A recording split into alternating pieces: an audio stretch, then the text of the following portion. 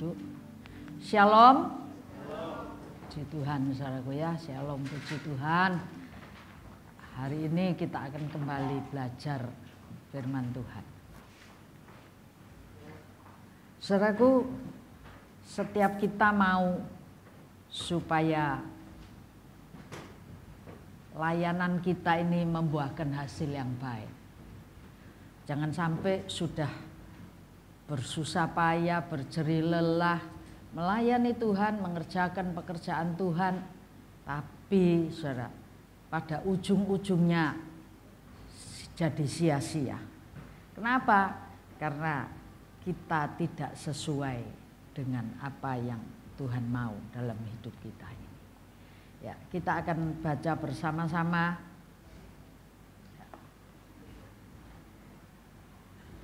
dalam kitab Injil Matius pasal 7 dari ayat 21 sampai 23. Matius 7 21 sampai 23. Sudah dapat semua? Yang kali ini dibaca bareng ya. Semua kita aminkan bareng. Setelah itu nanti ada yang tugas baca?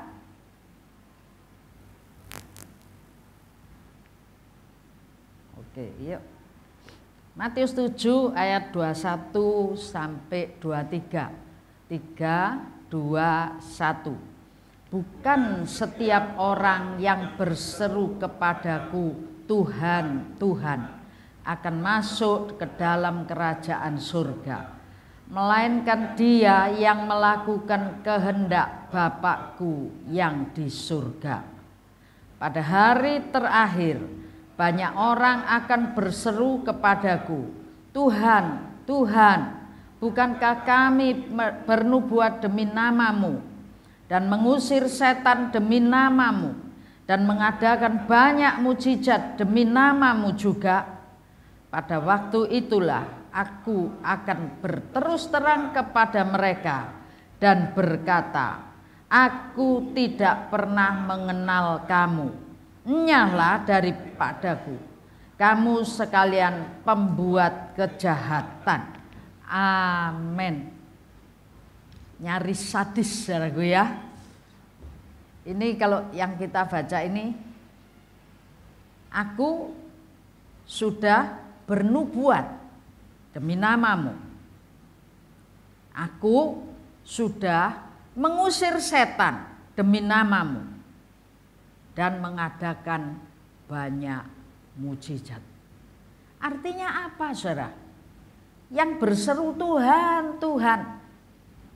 Ini yang disebutkan di sini bukan cuma jemaat biasa, bukan cuma orang Kristen, tapi seorang pelayan Tuhan, seorang hamba Tuhan, seorang pelayan Tuhan yang sudah banyak mengerjakan pekerjaan pelayanan. Apa aja? Nubuat. Apa aja? Ngusir setan. Kalau ada yang kesurupan, sak gereja ndak wani, dia paling berani. Itu saudaraku ya. Lalu bukan cuma itu, buat banyak mujizat. Oh, sakit didoakan sembuh demi namamu. Apa saja, mungkin aja yang lagi bingung, stres, didoakan jadi sukacita, jadi ada banyak mujizat. Jadi artinya ini bukan Kristen kaleng-kaleng, bukan Kristen biasa, tapi Kristen yang luar biasa, Kristen yang punya talenta, Kristen yang sudah dipakai Tuhan. Bahkan seorang hamba Tuhan, mungkin juga hamba Tuhan besar, tenar, terkenal. Tapi pada saat ujungnya nanti, Tuhan bilang, aku akan terus terang. Kalau 21-nya ngomong, bukan setiap orang yang panggil Tuhan, Tuhan, dia ini yang masuk dalam kerajaan surga. Artinya pada saat hendak masuk kerajaan surga, goalnya kan ini. Betul, Anda ikut Tuhan, goalnya kerajaan surga. Hidup kekal kerajaan surga. Itu goal kita. Pada saat mau masuk goal, mau masuk gawangnya, kipernya nyegat, saudara. Dicegat, kamu tidak dikenal, namamu tidak tercatat di sini, enyah kamu. Ya toh? Enyah. Dari sini. Kamu lanjutnya apa? Pembuat kejahatan. Lu jahat apa sih Tuhan? Aku ini nubuat. Aku ini buat mujizat. Aku ini ngusir setan. Bukan bolon mbek setan aku. Kalau pembuat kejahatan kan bolone setan, gitu saudaraku ya. Ini aku bukan bolone setan, aku ini ngusir setan. Setan itu musuhku, aku bolonnya Tuhan. Tapi mirisnya di sini katakan aku akan terus terang. Kamu tidak dikenal. Enyah dari sini. Dan ternyata kamu pembuat kejahatan. Susah saudaraku ya. Waktu hidup sudah susah-susah ya. Oh, repot-repot ya ke gereja, bukan cuma ke gereja, ya melayani. Tapi apa jadinya? Ternyata ujung-ujungnya tidak bisa diterima. Itu ada gambarnya. Pada waktu itulah aku akan berterus terang kepadamu dan mengatakan bahwa aku tidak mengenal. Aku tidak pernah, bukan cuma tidak kenal, aku tidak pernah mengenal kamu. Enyah dari sini, kamu pembuat kejahatan. Yang GR yang siapa ini ya? Sudah terlanjur GR, rumongsone diterima Tuhan, rumongsone orang ngetop, rumongsone pendeta terkenal, rumongsone pelayanannya, wow gitu saudara ya. Tapi ternyata tidak pernah kenal. Kalau ayat ini kita perhatikan saudaraku ya. Anda lihat lagi Matius 25 ayat 41. Ya. Ada yang baca? Tidak ada. Oke, Matius 25 ayat 41. Ia akan berkata juga kepada mereka yang di sebelah kiri. Saudaraku, nanti akan ada pemisahan kambing dan domba. Domba taruh kanan, kambing taruh kiri. Anda tahu bedanya kambing dan domba itu apa? Nak dibeleh podo rasane saudaraku ya. Saya kebetulan ndak suka embek. Jadi ndak tahu bedanya kambing sama domba itu rasane beda apa. Tapi jelas kulitnya beda. Bukan cuma kulitnya, penampakannya juga beda. Yang domba ini kupingnya lo ceblok, kewer-kewer gini saudara. Yang kambing kupingnya sungut ngadeg gini, masih ditambah sungut lagi. Jadi ada bedanya. Yang kupingnya ceblok, yang tidak punya sungut itu taruh kanan. Anda nanti baca di Matius 25-nya itu. Yang ada sungutnya, yang kupingnya gini saudaraku ya, yang mencureng terus gitu. Nah, itu taruh sebelah kiri.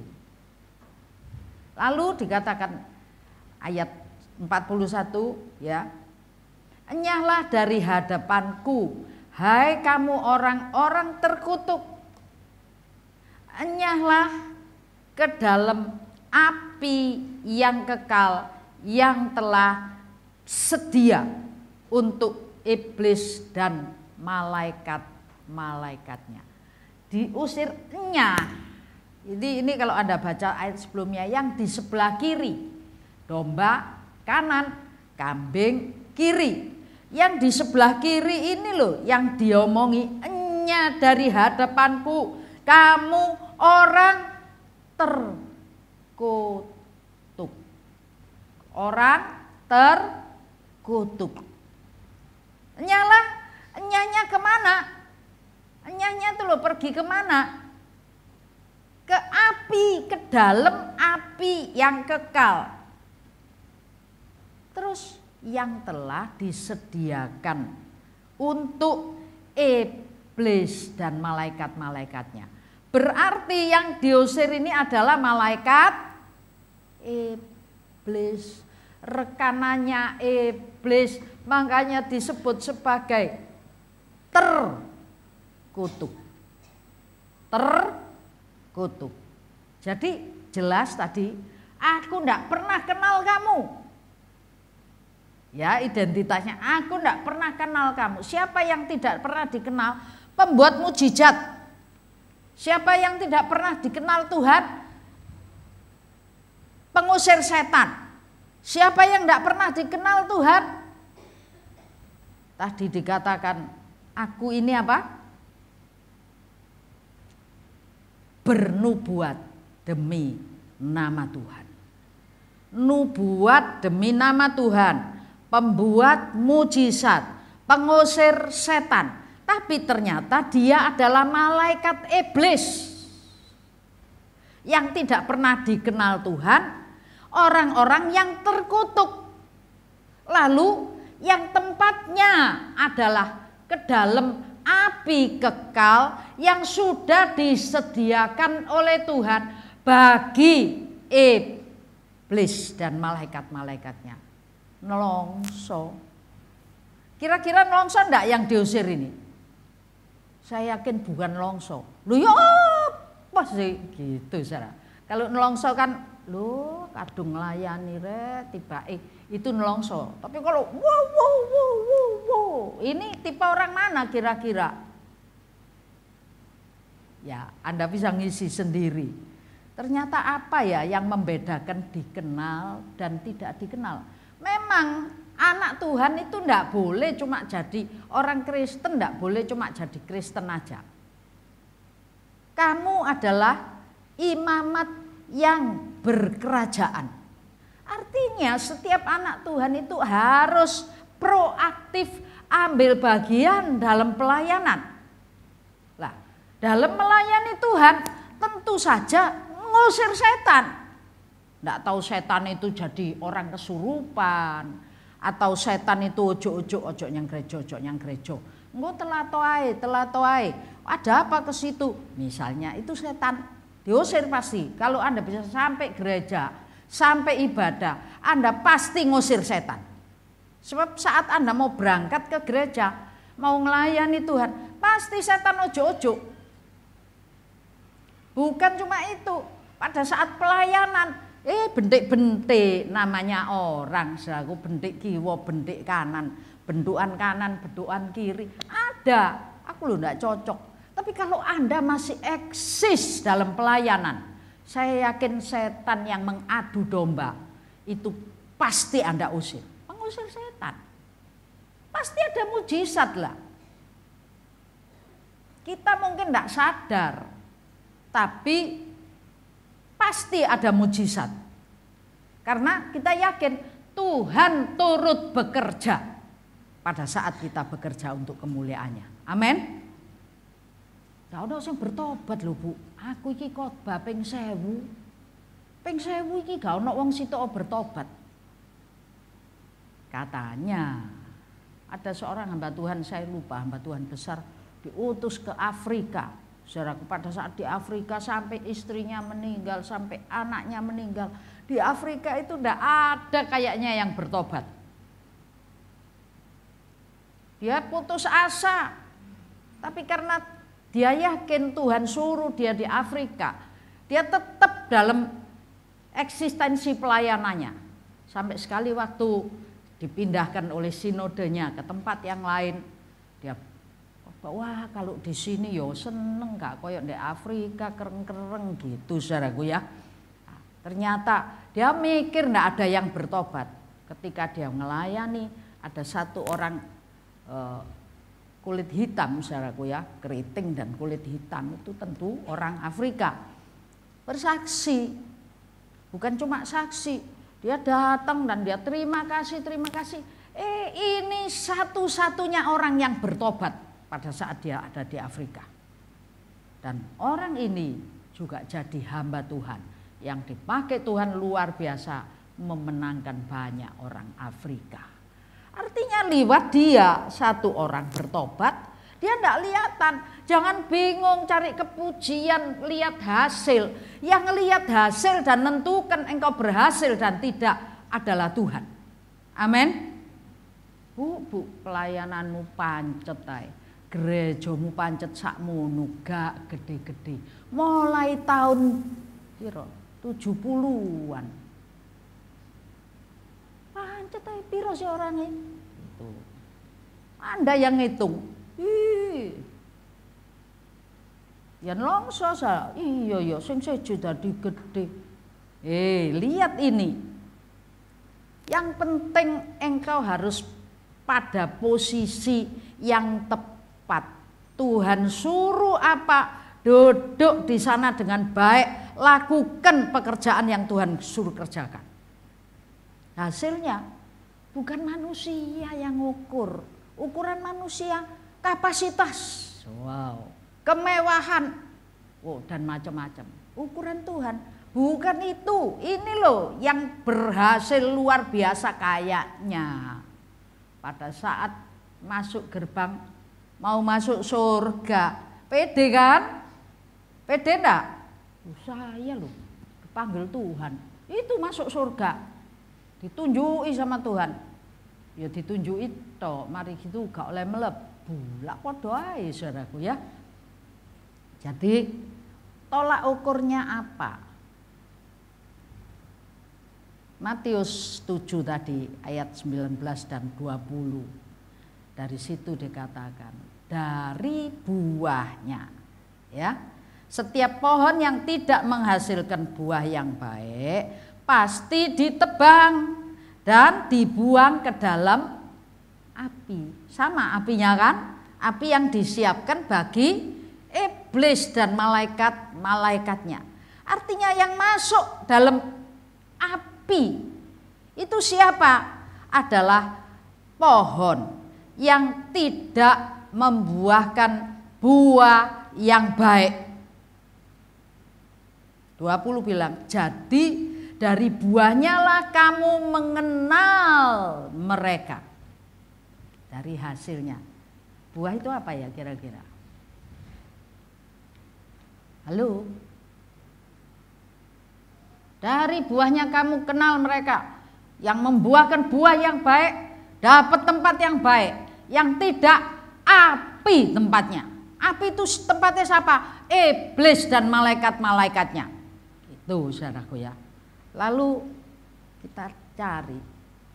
Seringkali orang ngukur buah itu dengan, aku tahun ini dapat 10 jemaat baru.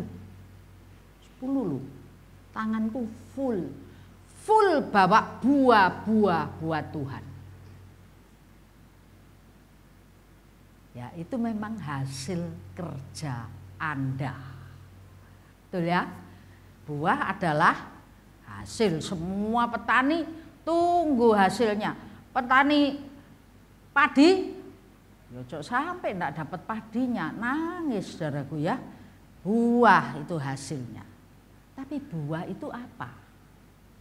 Buah itu adalah makanan, kehidupan pohon yang makan makanan.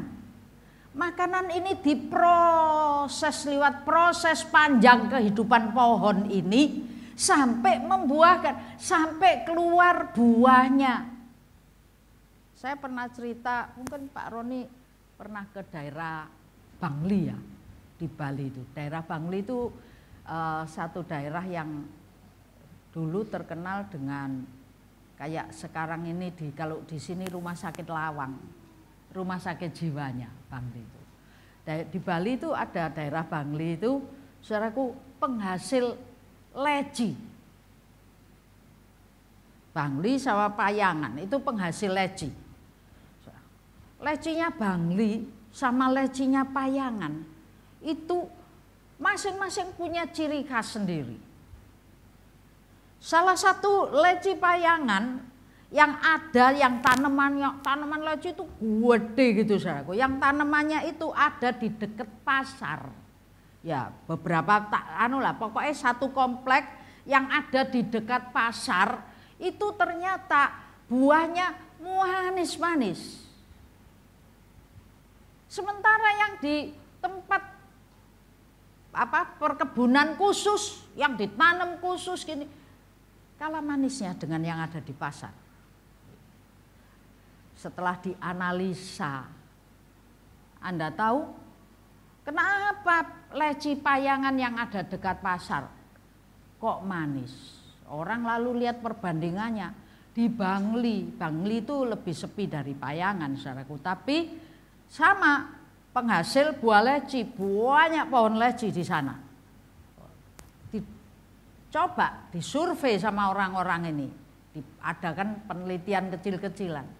Ternyata leci yang ada di tempat rame itu lebih manis daripada leci yang ada di daerah sepi-sepi. Berarti leci ini seneng koncoan, saudaraku ya.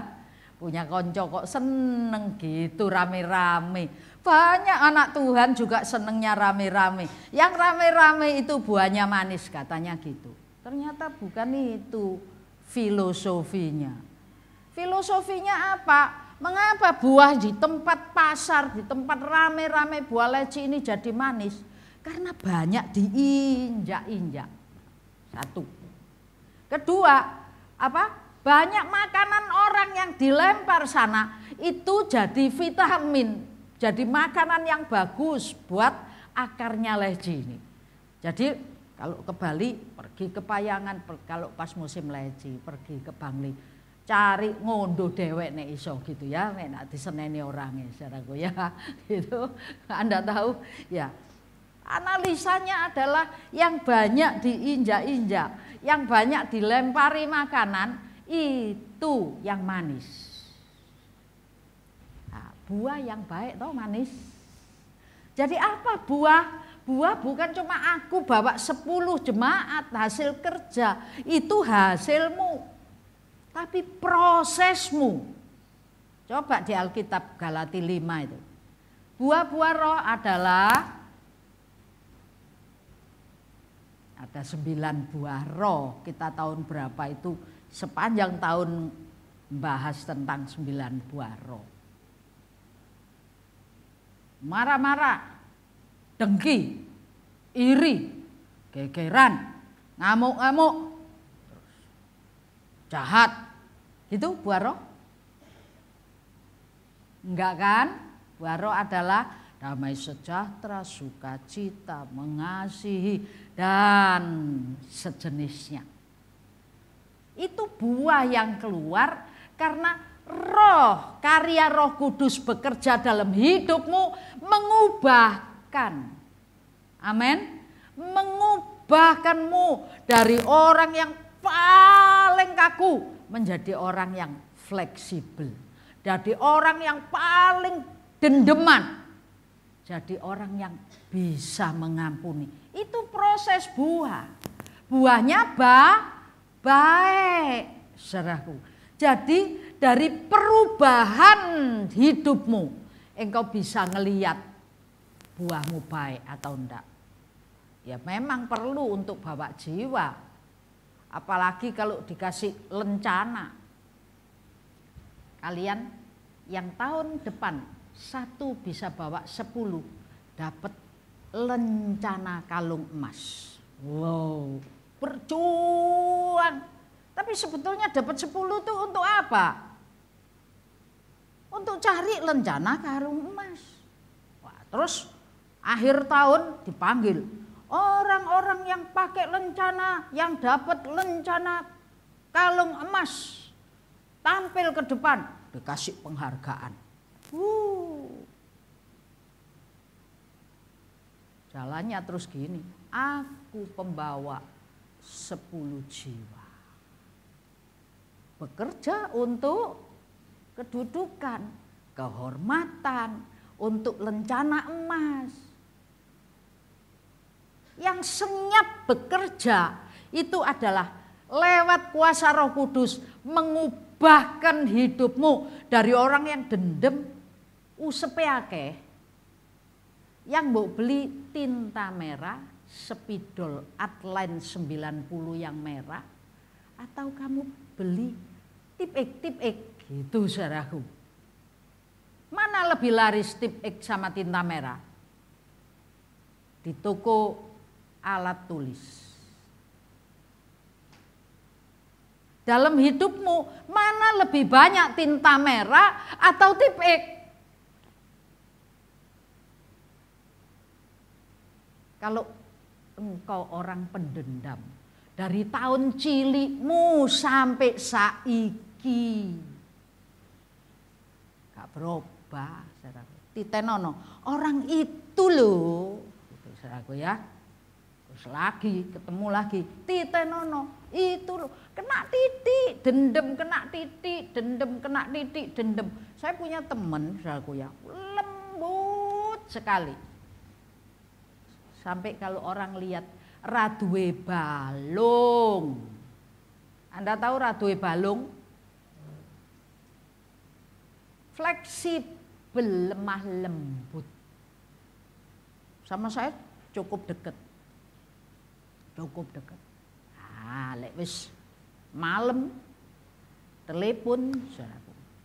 Mulailah lagu lama. Apa lagunya? Kamu ojo koncon sama itu. Itu orang itu gini. Kamu ojo koncon sama itu. Itu gini. Wih, itu gini. Ketemu orangnya baik, lembut.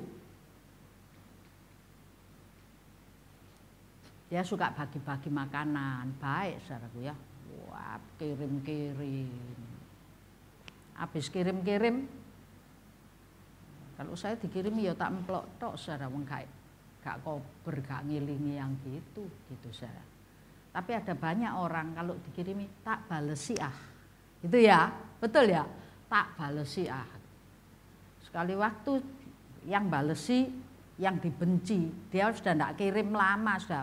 Mulai kapanane aku wis gak urusan mbek wong iku gitu saudara. Terus kirim balesan yang lalu-lalu. Buak lho saudara. Coba makan wae wong iku. Oh no. Stempelnya kelurahan. Biru ya selamat ya. Merah apa biru stempelnya kelurahan? Kalau Anda minta cap ke kelurahan, dicap merah apa biru? Tapi kalau Anda pergi ke Israel, mana Yuliani? Kau no. Bawah. Anda pergi ke Israel sampai di bordernya Israel, semua orang ganti paspornya. Betul Pak Roni ya? Diganti. Ojo, jangan paspor itu, kayak kertas, stempel merah. Jebret. Ada orang yang bangga, aku sudah toto Israel. Tapi mari keluar dari Israel, dari sini ke Malaysia ditolak, ke Brunei ditolak, kemana-mana ditolak.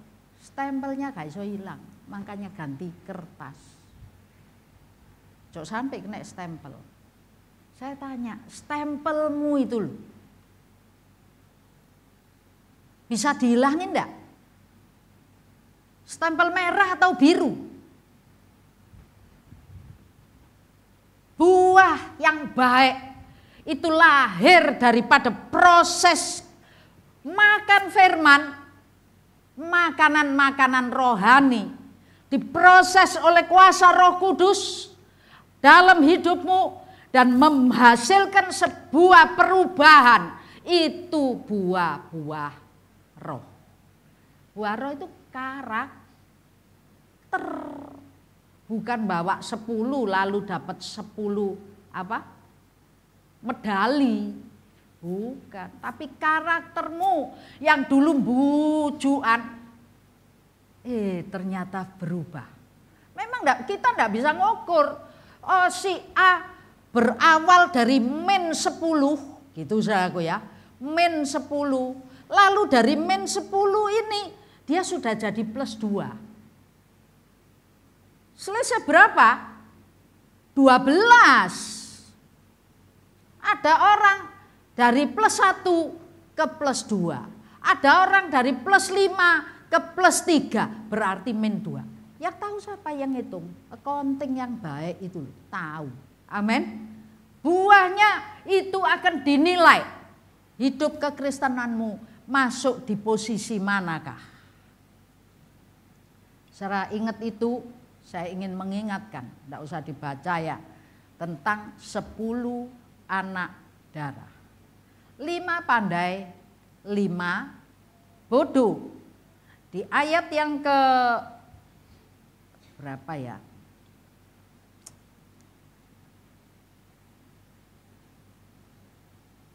Ya. Ayat yang ke-11 ya. Matius 25 ayat yang ke-11 demikian. Kemudian datanglah juga gadis-gadis yang lain itu, maksudnya adalah gadis-gadis yang habis cari minyak. Ya. Berarti yang bodoh. Yang habis kehabisan minyak. Datanglah gadis-gadis lain itu dan berkata, "Tuhan, Tuhan, bukakan kami pintu." Sama ya? Sama enggak dengan yang kita baca tadi? "Tuhan, Tuhan, aku ini sudah bernubuat. Aku ini sudah, bukakan kami pintu." Yang ini, "Tuhan, Tuhan, aku sudah dapat minyak. Pelitaku sudah menyala." Lalu dari dalam terdengar suara jawaban. Tapi ia menjawab, "Aku berkata kepadamu, sesungguhnya aku tidak mengenal kamu." Berarti yang masuk golongan tadi kambing dan domba ya, yang ada di yang saya sebut tadi, kambing dan domba. Yang sebelah kiri kambing. Yang kambing ini adalah tidak pernah mengenal, diusir masuk api, api yang disiapkan untuk iblis dan malaikat-malaikatnya. Yang di sini 5 anak darah pandai yang punya persiapan minyak. Bukan cuma minyak, bukan cuma pelitanya menyala, pelitanya sama menyalanya toh. Sama enggak 10 anak darah? Pada saat ngawali, pada saat sampai menanti sama menyalanya. Tapi dalam penantian malam kok gak teko-teko. Saudaraku, 5 anak darah yang punya persiapan anteng, tenang. Yang 5 punya anak darah yang tidak punya persiapan itu mulai resah. Resah, mereka sama ketidurannya sama.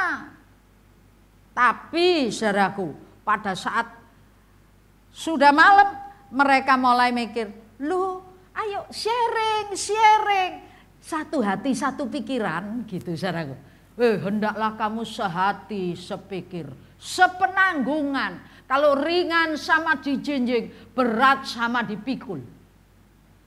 Sekarang minyakku entek. Ayo dom, gitu saudaraku.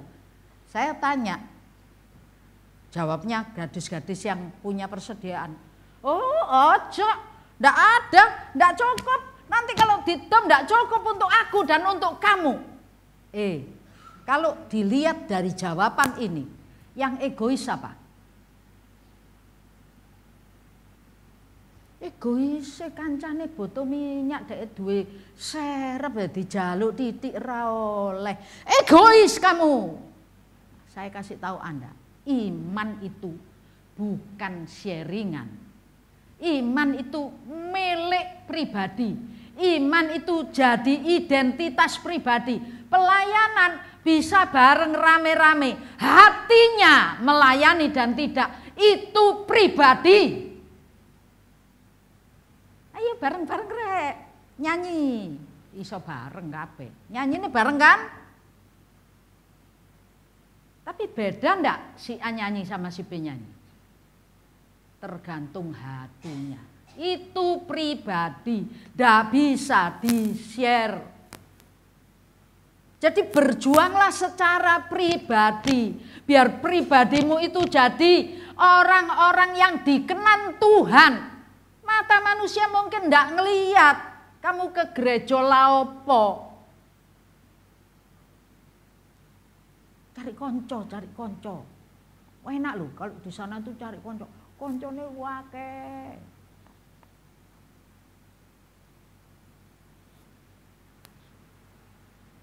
Betul jawabnya. Nanti ndak cukup untuk kamu dan aku. Pergi beli.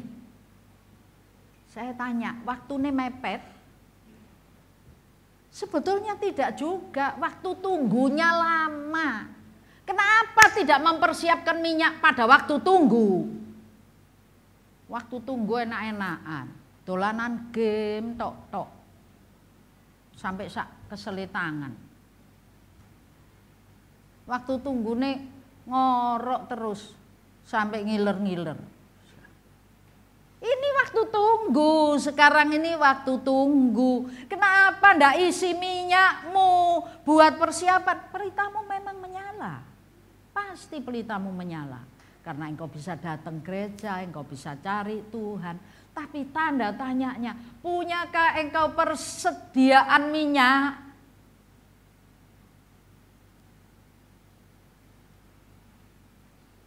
Yang mbok gopoi apa sih? Wah, ini cepet, itu cepet. Itu langgananku, itu kudu tak uber. Gitu misalnya saudara. Tuhannya diuber apa enggak? Tanda tanya yang bisa isi saudara.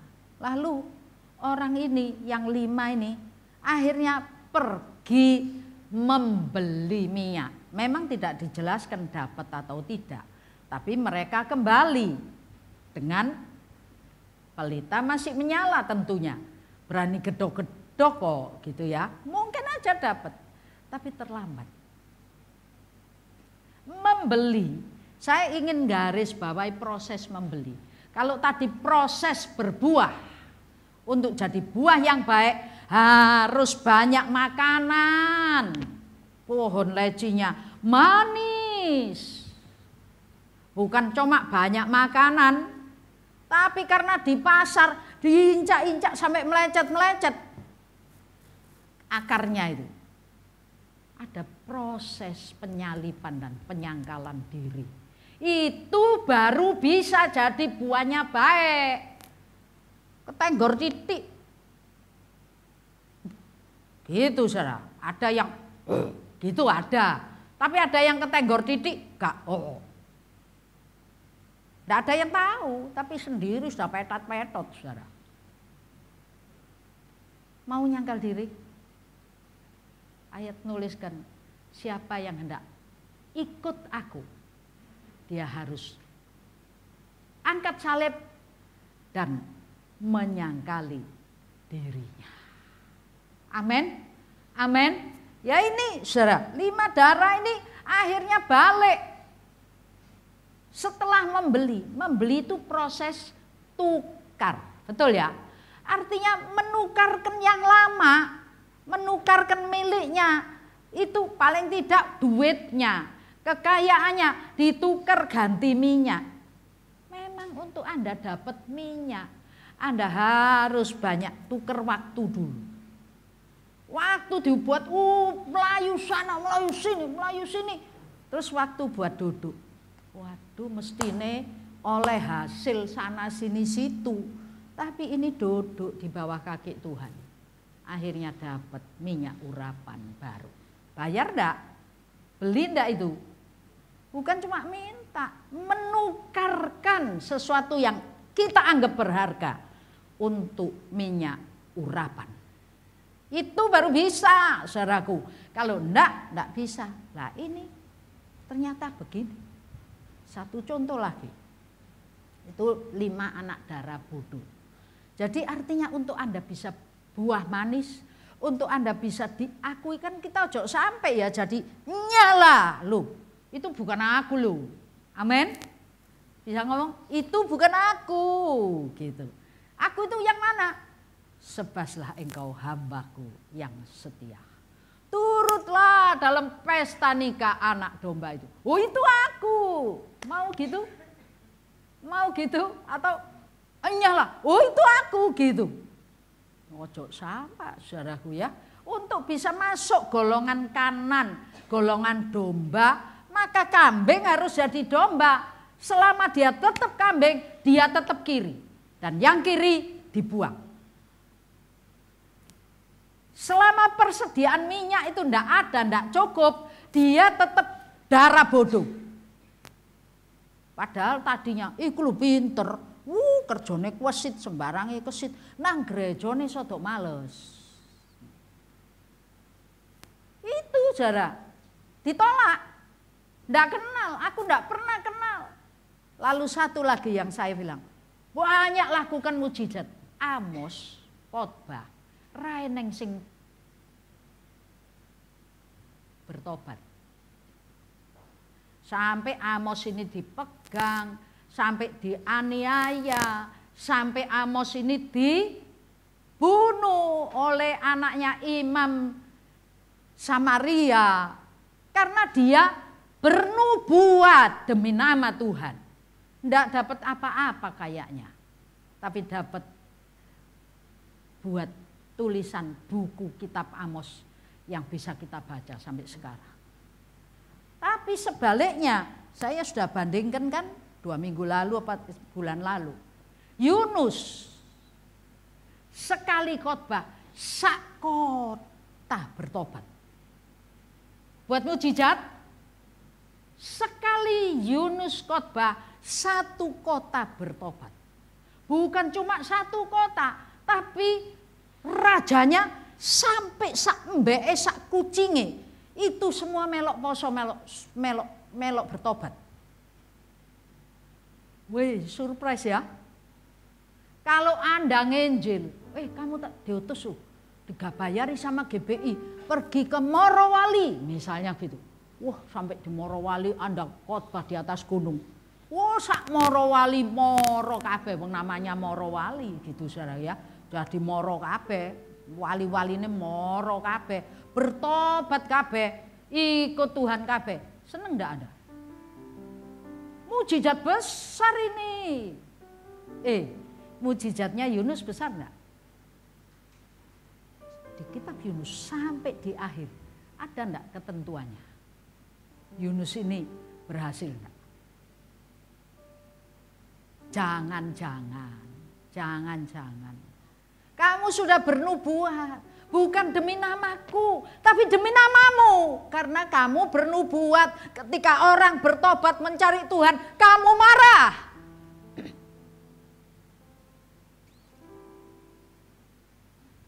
Kamu disuruh, aku ini sudah memberitakan nama besarnya Tuhan di kapal pada saat aku minggat Tuhan. Minggat ke Tarsis. Betul toh? Kalau Anda baca di Fatsal 1 itu cerita yang menceritakan bahwa Yunus ngomong, aku ini orang Ibrani, aku takut akan Tuhan. Tuhanku itu Allah serwa sekalian alam, pencipta langit, bumi dan seluruh isinya. Aku minggat. Itu sebabnya ketika mulai ada ombak, mereka mulai tanya, sopo, apa yang kamu lakukan? Mereka sudah tahu tapi ingin pengakuan Yunus. Apa yang kamu lakukan? Semua sak kapal takut. Yang enggak takut cuma Yunus. Hebat. Dia ngomong aku orang takut Tuhan. Bukan, saudaraku, semua takut. Dia enggak takut. Gampang. Gimana ini supaya Tuhanmu enggak marah lagi? Uncalno aku di laut. Enggak takut kan?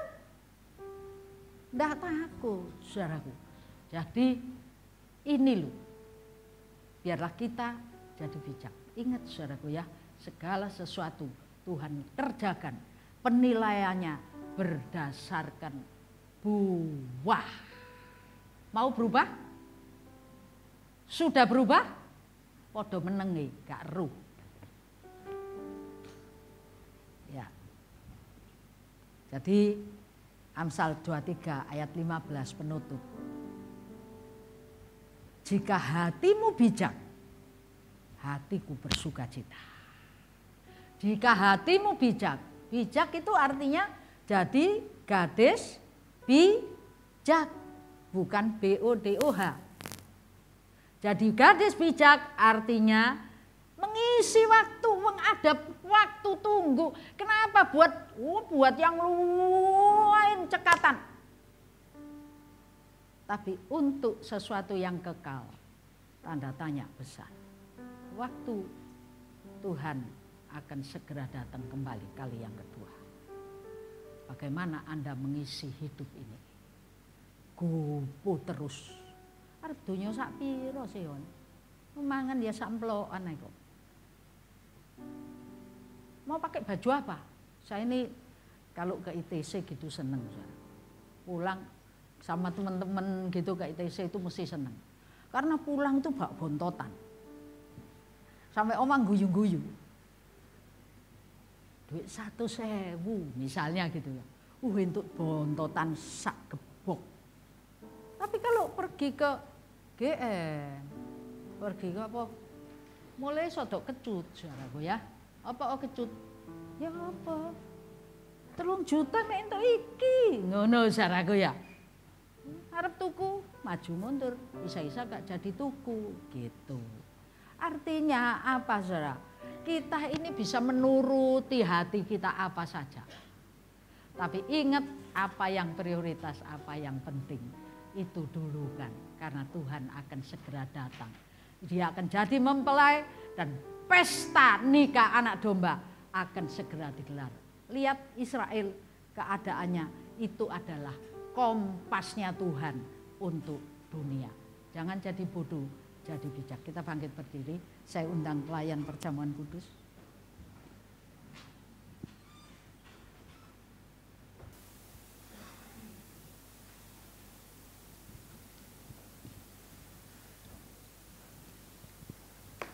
Pujian terakhir tadi.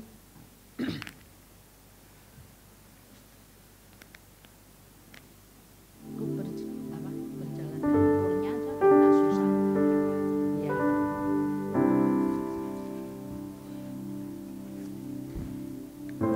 Kenali kehendak Tuhan dan jadi bijak. Yunus dengar, komunikasinya baik. Yunus ngerti maunya Tuhan. Tapi hatinya Yunus tidak sepakat dengan kehendak Tuhan.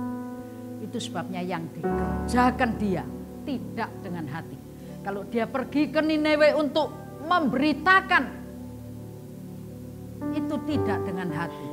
Kalau Yunus kerja dengan hati, ketika Niniwe bertobat, dia bersujud syukur.